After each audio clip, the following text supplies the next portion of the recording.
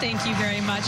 Roch, I think everyone was really surprised when Trey Mancini didn't make the All-Star game. But of course, Trey being Trey, he was one of the first people to congratulate and hug John Means.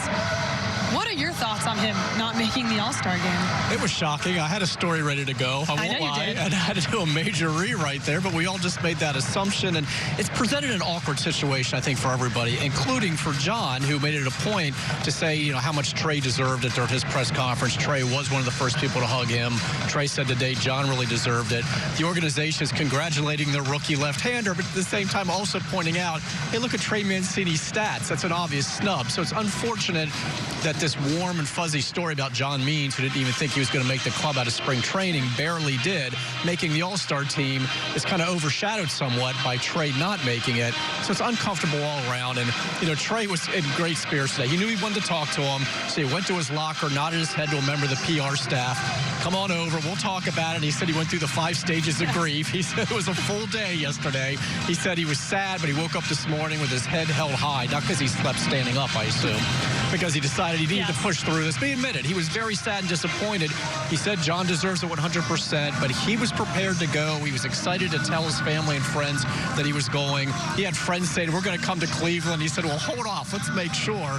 And then this happens. There are no guarantees that there's going to be another opportunity. You would hope that Trey would continue down this path and be an All-Star one day, but you don't know. Maybe this was his best shot and it doesn't happen. So he was very, very disappointed. You look what he did the first half of the season. He without a doubt deserved it, but Trey being Trey, of course, brushed it off and talked to you today. I actually talked to Trey Mancini. That's going to run right before first pitch. I broke it down exactly what he was feeling, so that's coming up during the game. But we must talk about tonight's game, and that's, of course, with Tom Eshelman making his Major League debut. And, of course, for the Baltimore Orioles, they've used quite a few players, and a few players here have made their Major League debut this season. What have you heard about Eshelman and what he could possibly do in the majors? He'll be the 45th player used by the Orioles, and there could be a 46th the next day. I mean, who's keeping track, though?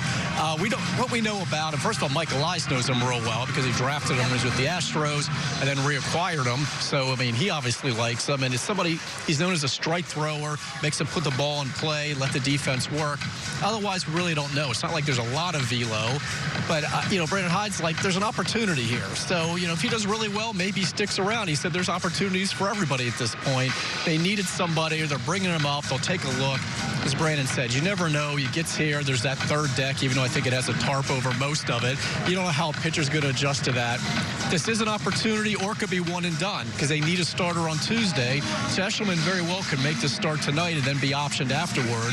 So someone who happens to be on the taxi squad right now could end up making that start tomorrow. So we don't know how long he'll be here, but he's going to get an opportunity. And the way this rotation is right now, if he pitches really, really well tonight, it would be hard to send him away because they really need, or they'd bring him back quickly because they need a guy like that. What I will say, in Dwight Smith Jr.'s first rehab start for AAA, actually Eshelman was pitching for Norfolk then, and he said he works fast and he throws strikes. He liked playing behind him. Of course, he's so playing the media in the will outfield. love him. Yes, you work quickly, we automatically love you. That's a given. So we'll see what he does tonight. Roch, you wrote a really good piece on your blog on MASNsports.com talking about the catchers. It seems like they're going to split time with Pedro Severino facing lefties and Cisco facing righties. Is that what you're taking away from this catching situation? It looks like it. And Brandon did say that there'll be times where Cisco will get a chance to bat against left-handers. It just seems like right now it's kind of the obvious platoon, especially because Severino is doing so well against left-handers. Cisco's a left-handed hitter. You give him the right-handers. It's just a unique situation because there's two young guys trying to establish themselves. Not a lot of experience, don't have much of a track record together. Normally it's like one guy like that, and then otherwise you have like the veteran. And it was supposed to be Jesus Sucre mentoring Severino, and instead you've got two guys who are, I don't know, I guess no one's mentoring them as far as, unless it's Tim Cousins and Brandon Hyde, who have catching experience, but there isn't a player, another catcher, who they can kind of lean on. It's an interesting situation. I went back all the way to the Andy Etchebarren, Elrod Hendricks days, or when it was Rick Dempsey and Dave Skaggs, and they've always had a veteran here, you know, Matt Wieters or